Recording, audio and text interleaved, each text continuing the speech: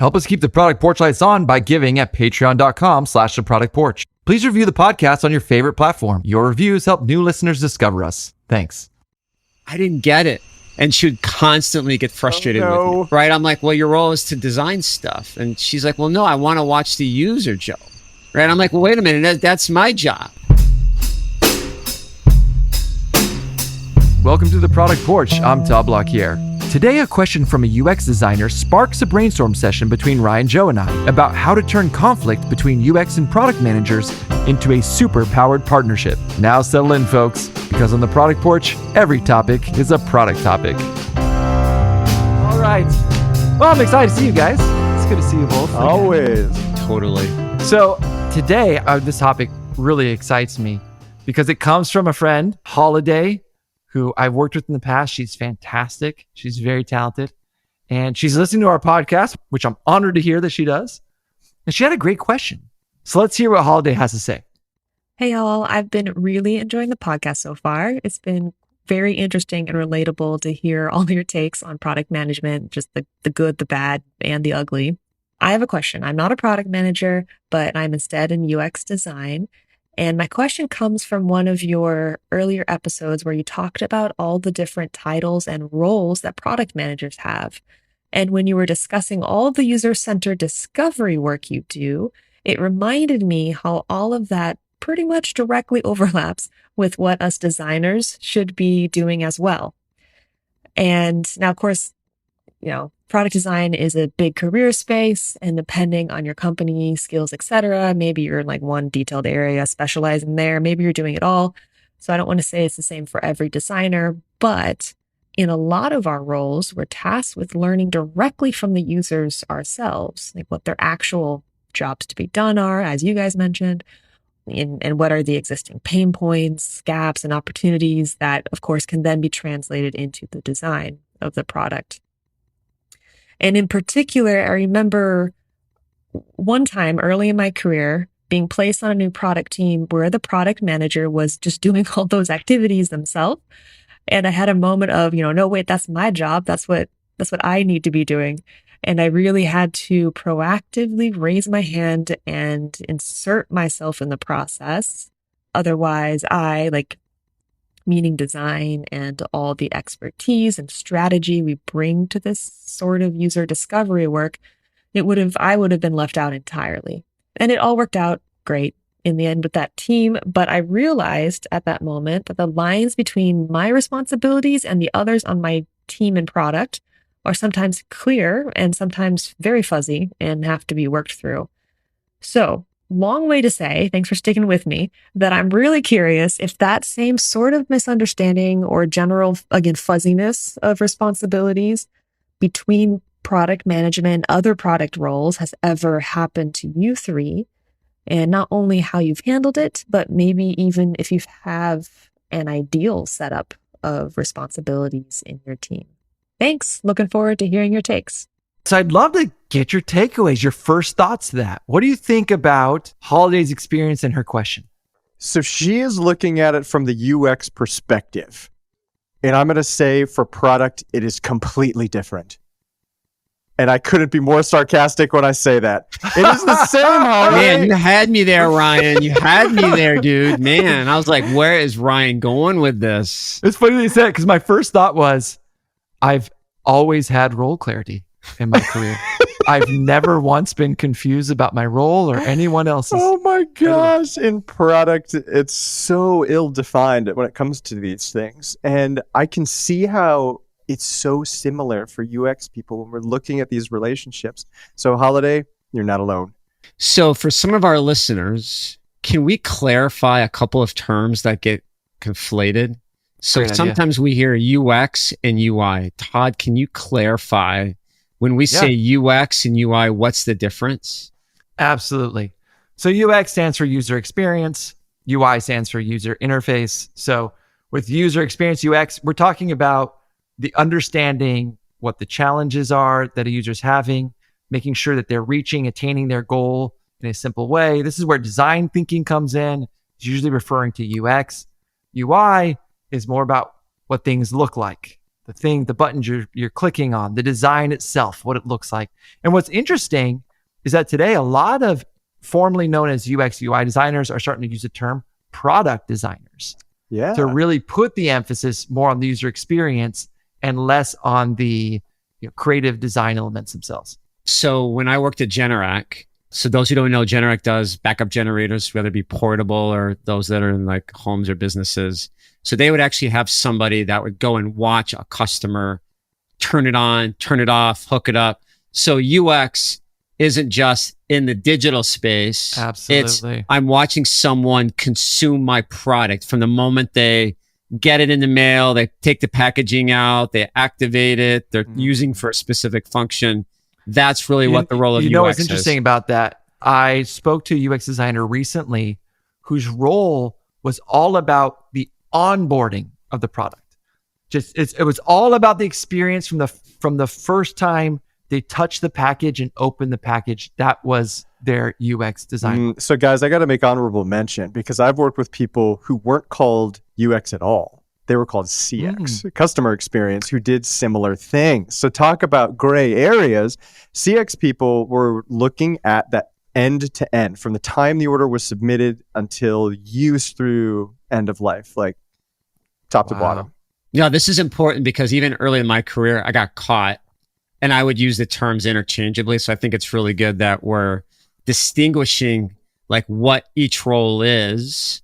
We can acknowledge the fact that some UI designers become UX experts or CX experts, but they don't always have to be the same person. Sometimes they're two different individuals within a team. Correct. Yeah. Correct. And I spoke to someone recently. Their job was purely on the research side. They did everything up to the point when you actually design the look and feel.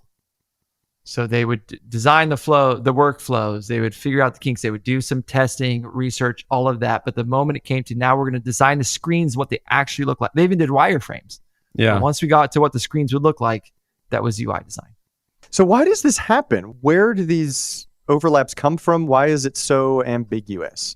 Well, I can answer that question in one word with the product and UX overlap. Let's hear it. Discovery.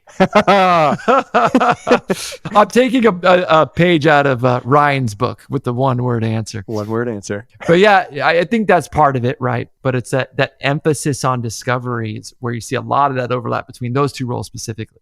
I'll give a shout out to Elise G. She was the first UX person I ever hired when I was at Reader's Digest, and she actually started her own UX company here in Milwaukee.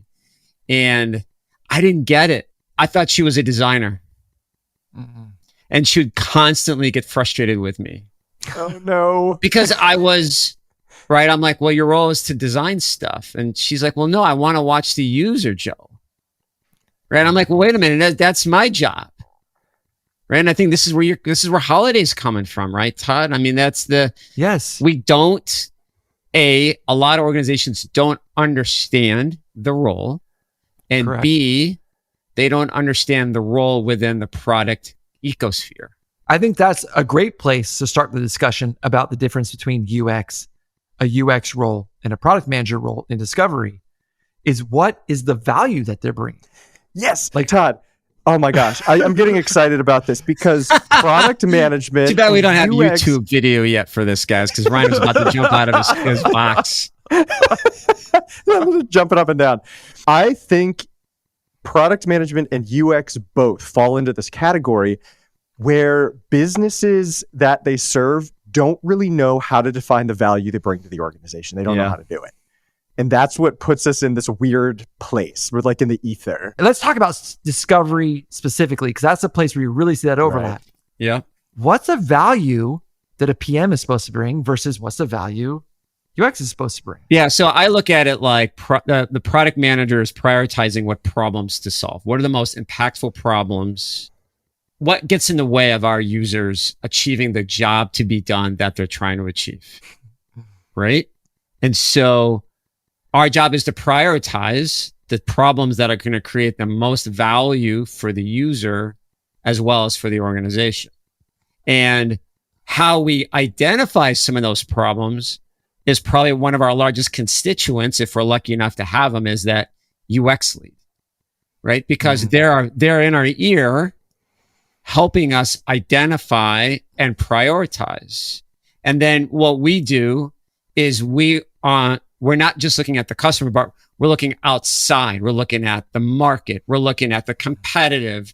We're looking at trends. We're looking at data, and we're trying to predict what's going to create the most value. So getting that voice and then comparing it against current state, comparing that against our own internal company's goals and objectives and our values. It's like, it's kind of like that art of how do you determine what to work on next? Joe, I am with you. So if I were to break down what you're saying in try to make it simple, it would be product managers filling the top of the funnel with a UX person. We're finding opportunities. They're trained researchers. They can help us find things. Product management, it's up to us to prioritize those opportunities and say, where do we focus? So then the product manager and the UX person come back together to communicate to the rest of the organization. And that's where the UX person can really bring good discipline into the equation, I think, on how do we very clearly articulate what those opportunities are, who we're talking about, why it's important, all that good stuff to the stakeholders. And as a product person, man, is that valuable. So I don't think anything you guys said is wrong. I want to throw one question at you that I ask in UX interviews. Okay. How do you prioritize problems? Oh, okay.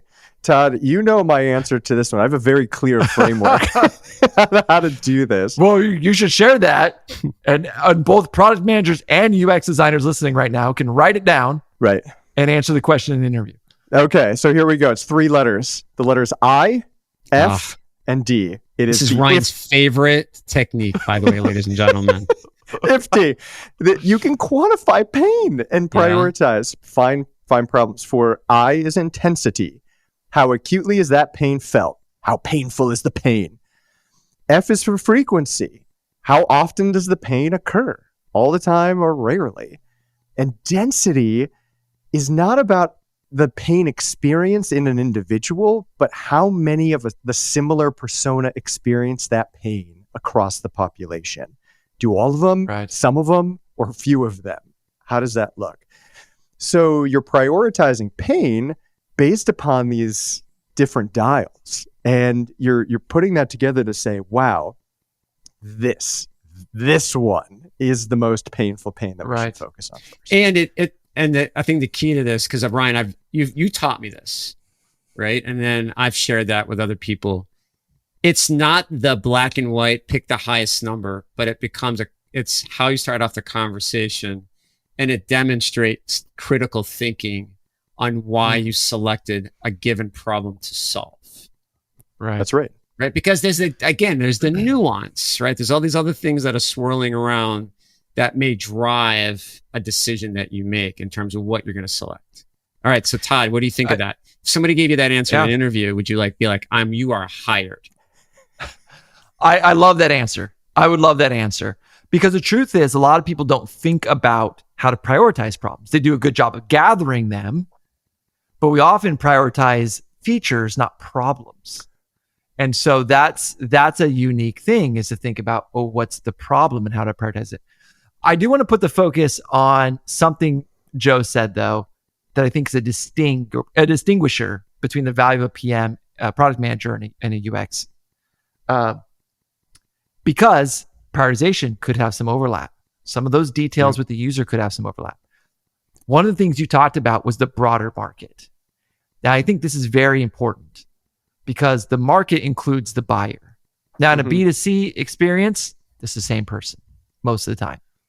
In a B2B experience, the buyer and user are usually pretty distinct. And the UX designer is not going to spend a lot of time with the buyer unless, like you said, Joe, or you said, Ryan, the CX situation where that's their focus. A lot of times that's not their focus. And so the product manager is bringing value by understanding how all this connects with the buyer experience. They're also doing something else that I don't see the UX designer doing in terms of value. And that's looking outside the mark of these set of problems into where's the industry headed?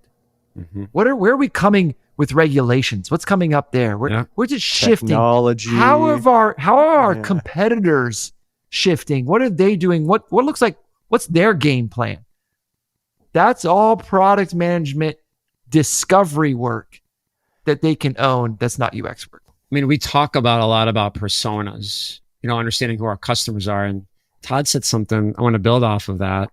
And that is many times where UX and the lead will come in handy is the actual consumer. Like when you talk about a B to B to C, like the C, like the UX lead is going to really focus on the C. There you go. But the product manager can focus on the B, like the buyer, right? The person that's making the decision or the influencer.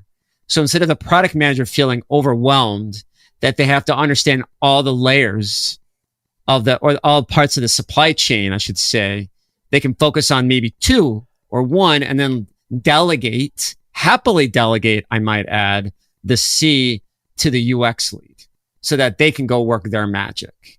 I like that a lot. That I'll also point out, the question that came to my mind is, if the product manager is doing the UX job, what are they missing out on? Right. What's the trade-off?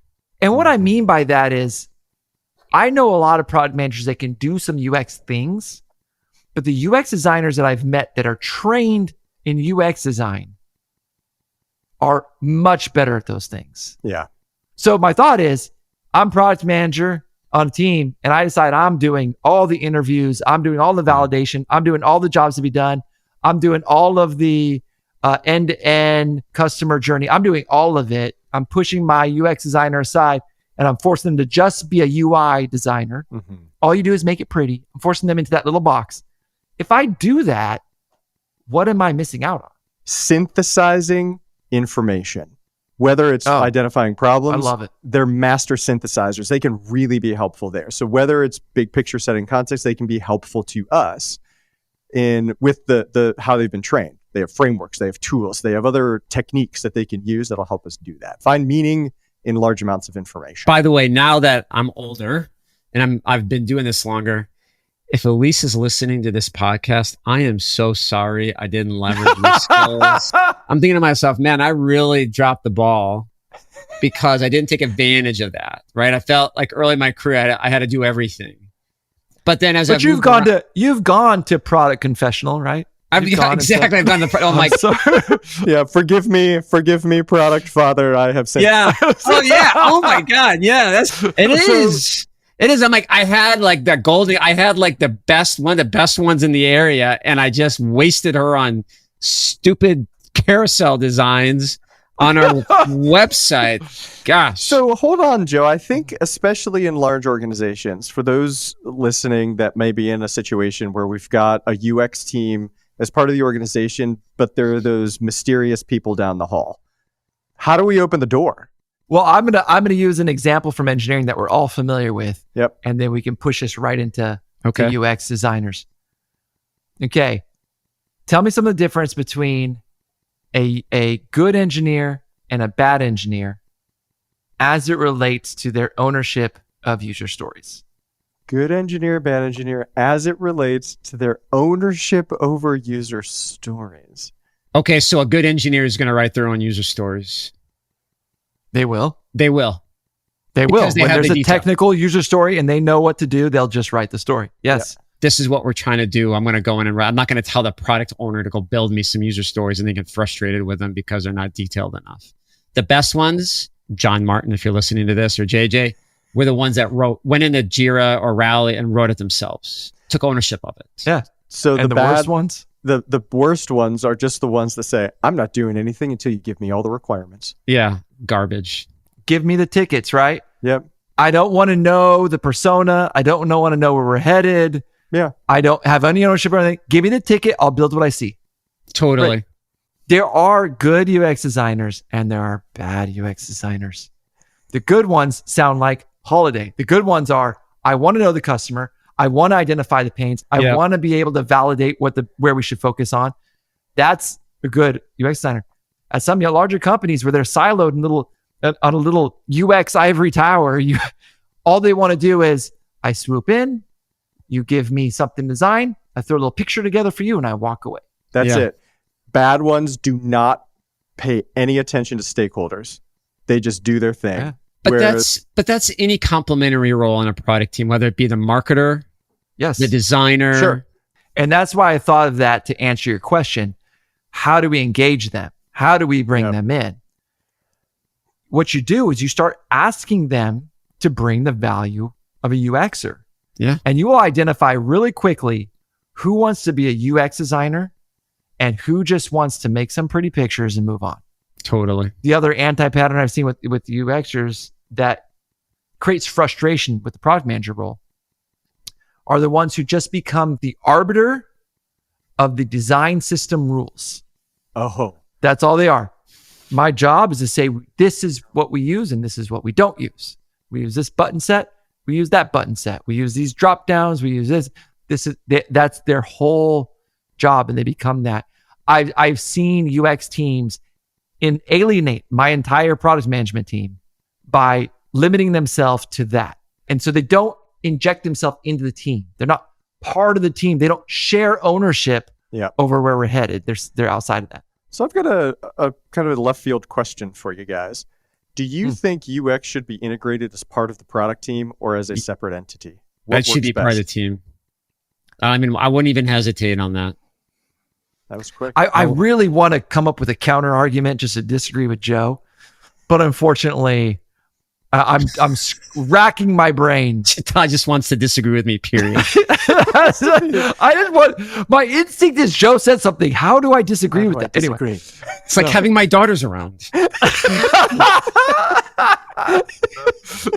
I'll try to roll my eyes more, Joe. It's like the sky's blue. No, it's not. It's never mind. I love my daughters. It's cerulean. No, but I mean, okay. So reality says, at least in my experience, is typically there's a separate UX team. There's a collection of UX individuals. They are delegated or appropriated to the product team. They make an appearance. My humble ask is, okay, even though they may not, and it's not even report. Like, Ryan, let me take a step back. When we say product team, it doesn't mean that they report into the product manager. It just means there is a defined role and purpose on the team. The product organization, let's call it that. The reporting structure flows up to the same. So this is where context matters, right? Because the size of the organization matters, the situation matters. But let me just talk about why I prefer ultimately for these two roles to report into the same person. And it all comes back down to objectives. So I just talked about one of the objectives there, the design system. At a large company, when you have a separate UX entity, one of their primary objectives they're going to write down on a piece of paper is to get everyone to align to the design system. Right away now, you've created this goal that could at times run contrary to a giant product suite. We had something like 30 products in our products. It was so enormous. It can easily run counter to some of the things you're trying to accomplish. And when that UX person then is distributed across 5 different product teams and only spends, 15% of their time there and there, they don't have that buy-in. They're not really a member of the team, the shared objective. Yep. But if you flow back to the same leader at the top, the objective is not going to be, make sure everyone uses the design system. The objective is going to be whatever that product outcome is for that suite. So, guys, I have a question I want to throw out to the two of you. What about those people out there who've never worked with somebody in UX before? As you start to build that relationship, or maybe you're not used to working with the UX person, and we've talked about how there's overlap, how do we navigate that? I'm going to share an experience with a product owner that I worked with. I was a product manager working with a product owner. It's the first time where I had those as distinct titles. Up until that point, I had served as a product manager with a product owner as a role. Right away, there's opportunity now for overlap. This product owner was used to doing a lot of strategy stuff. I was used to directing the engineering team and having that close relationship. So what we did for a while is we just paired up. I mean, I know it sounds horrible, right? We're doing the same job We were spending 2 salaries on us doing the same thing and being in the same meetings. Well, it made sense at the time. We spent a few weeks doing that, a lot of time together, a lot of time in the same meetings, and then talking about what are our strengths, what are our jobs, who's going to take this, who's going to take that, how are we going to do this, how are we going to work together. We had those conversations. After a while of that, I mean, we did that, I think, for a few weeks. I don't remember how many weeks, but for a few weeks, we were in every meeting together. Mm-hmm. And then after that, having some conversation, building trust with each other, we were able to start bifurcating those roles and saying, okay, I'm going to do this, you're going to do that. And we finally got down to where we had like weekly syncs with each other and we were aligned. I see the same kind of thing happening with UX. Your first time on a UX team, why don't you and that UXer spend a lot of time together? Yeah. Yep. You talked about the IFD technique. This is where I love, and I don't want to, like, we're not going to get it too academic here, but like the concept of a team working agreement, like, okay, what are our team, what's our operating model going to be, right? What are the accountabilities that each of us has? Like, let's just get it out there, right? Let's just start filling it in and have some dialogue and some negotiation. Right? Again, things I wish I did with at least 12 years ago, right? I think I might have had some different outcomes. I still think there's a perception out there that the product manager should be the owner of all the answers. Yeah. It's still prevalent. Yeah. And I wish my leader, when we brought her on, had said some, there's probably some layers to this too, Todd, like culturally, like we've got to be focused on the customer. Because if you're not focused on the customer, why would you bring in the UX? I feel like there's something even above that in terms of like, how do we work with each other? Like, well, what are we trying to achieve from a product delivery standpoint? We want to be in lockstep with our customer. Well, how are we going to do that? Well, these are the roles we're going to need so that we have an understanding of what's getting in the way of our customers today of their job to be done. You know what I mean? What's so interesting about that, Joe? You said that, and I love it. When you're the coach of the team, you get to pick the different roles that fit, and it's some master plan.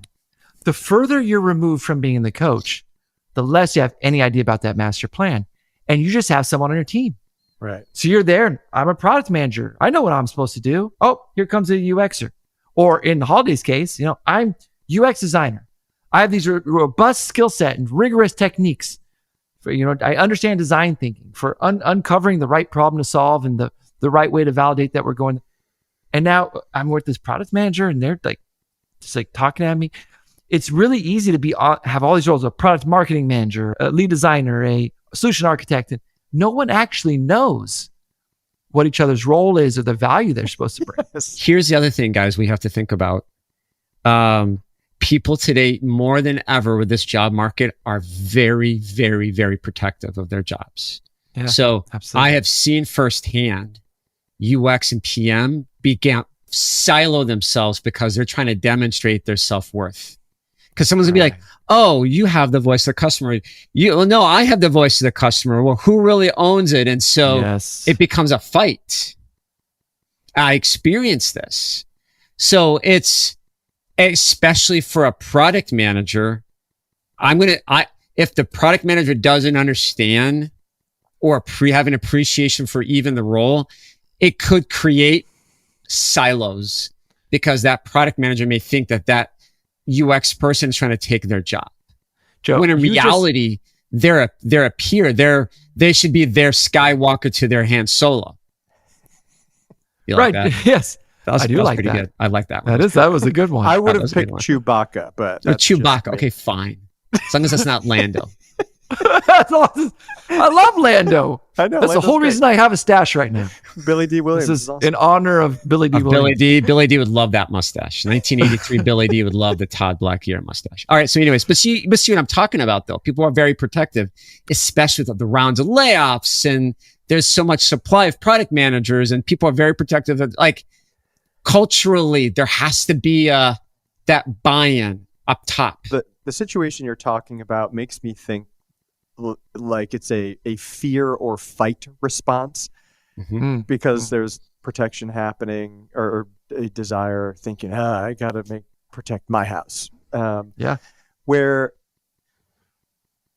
recognizing and being curious about how can we work together, because we could, it's the equation of 1 + 1 doesn't equal 2, 1 + 1 equals 3. So how can we work together to get 3?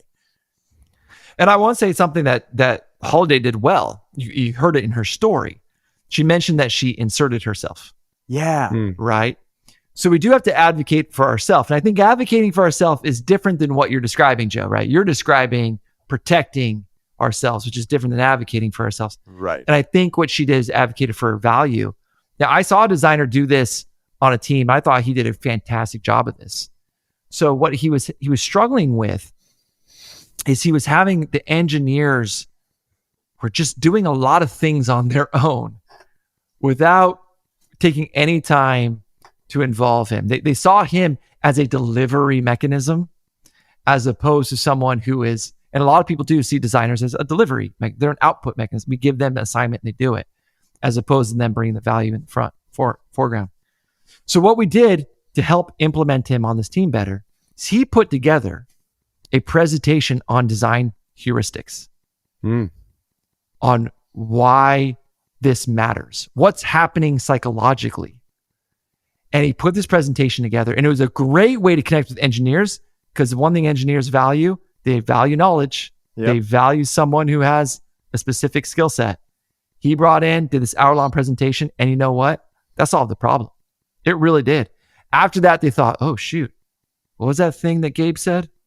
I can't remember how this works. We better ask Gabe. They start realizing like this is a source of knowledge. He's not just a person who delivers design elements. Yeah, I wish Elise had said, Jill, my job is not just to churn out mock-ups.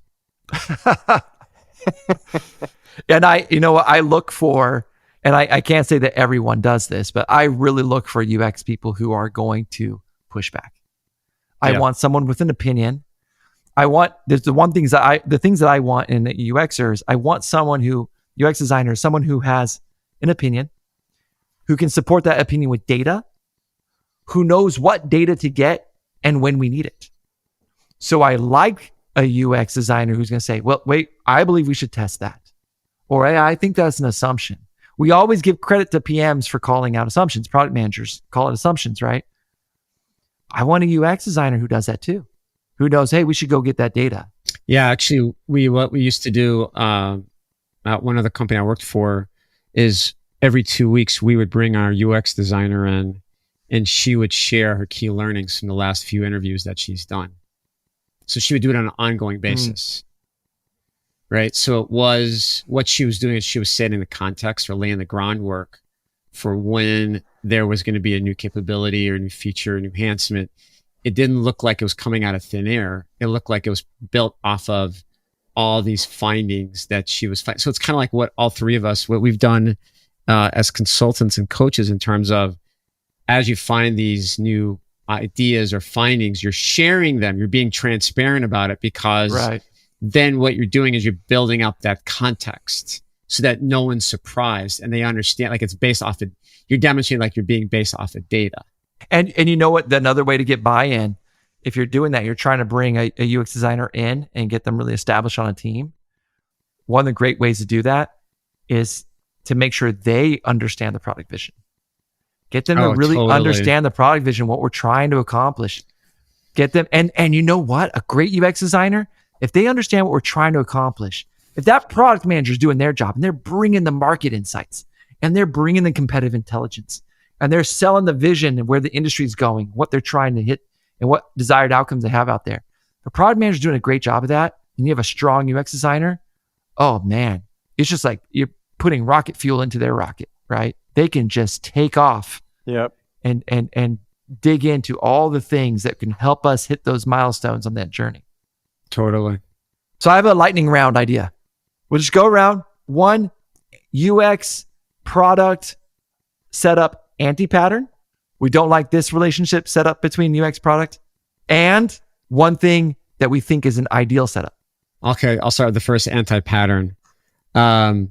Both of you are interviewing the same customer separately and not together. That's a good one. Oh man, that's ugly. I've done it.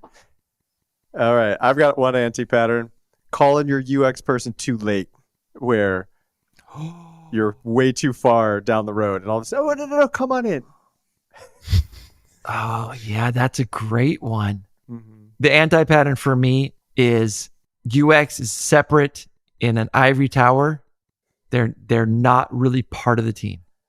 All right, let's try the other way then. What are some ideals? Joe? Ideal setups. Ideal setup is you have frequent one-on-ones. Yeah, like regular Allocating the same amount of time you have with your marketing, your engineering, as you do for your UX. Like they're equal.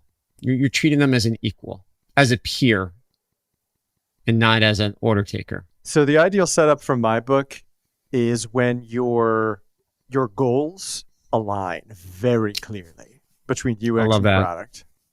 You've got to have alignment and connection between those two things. I'll tell you my ideal setup. I like having a discovery squad. I think you guys know this about me. Yeah. Ooh. I like having a discovery squad as a smaller segment of a product team. Mm-hmm. Just a small, hyper-focused discovery team. It's a product manager. It's the UX designer. I might have a data scientist on it. I probably have one. If I have data science, I might have an engineer. I should have an engineer. I mean, that engineer rotates, but I want an engineer. Yep. And I want the PO for one reason and one reason only. So that they understand. If these are two separate roles, I want them to know what we're doing, have clear sight of all the problems we're focused on, and all of our learning. That's why. I don't want them to have any job on this team. I just want them to be on the team to have all the information. But then you think about it. What are all the things we're trying to learn in discovery, right? Or we're trying to learn about how the buyer responds, okay? Product manager will take that task. We have a question about, how does this work in our system? Engineer takes that. Mm-hmm. We have a data scientist question. We have understanding hypothesis we need to test. Our UX designer can lead that.